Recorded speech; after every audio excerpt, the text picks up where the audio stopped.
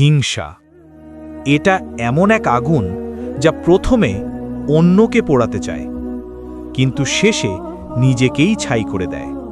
আমরা অনেক সময় বুঝতে পারি না আমাদের অন্তরের ঈর্ষাই আসলে আমাদের শান্তি কেড়ে নিচ্ছে।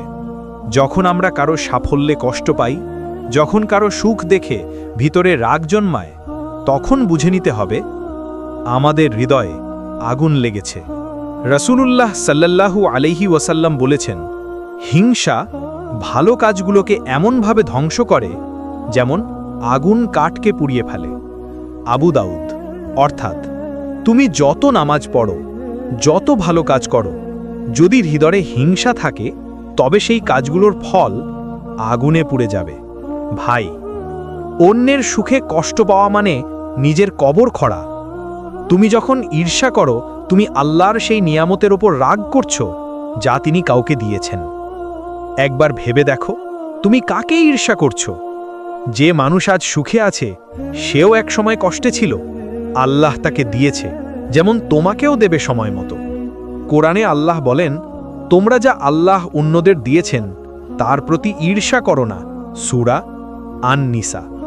অর্থাৎ কারো ভালো দেখে কষ্ট পেও না, বরং বলো, আলহামদুলিল্লাহ, আল্লাহ তাকেও দিয়েছেন, আমাকেও দিক। হিংসা মানুষকে অন্ধ করে দেয়। সে আর দেখতে পায় না কারো ভালো দিক, সে শুধু খুঁজে বেড়ায় দোষ। এইভাবেই তার হৃদয় কালো হয়ে যায়। যে মানুষ অন্যের সাফল্যতায় খুশি হতে পারে না, সে কখনো নিজেও সফল হতে পারে না। একজন জ্ঞানী বলেছিলেন, হিংসুক মানুষ কখনো বিশ্রাম পায় না, কারণ সে অন্যের সুখেই নিজের দুঃখ খুঁজে পায়। ভেবে দেখো ভাই, তুমি যদি সবসময় অন্যের দিকে তাকাও, তবে নিজের জীবনের আশীর্বাদগুলো কখন বুঝবে? তুমি যদি অন্যের প্রতি ঈর্ষা না করে বরং তাদের জন্য দোয়া করো, হে আল্লাহ, তাকেও ভালো রাখুন, আমাকেও দিন, তাহলে আল্লাহ তোমার জন্য বরকতের দরজা খুলে দেবেন। হিংসা করলে তুমি হারাও শান্তি, ভালোবাসা, ঘুম, হাসি, এমনকি ঈমানের প্রশান্তিও।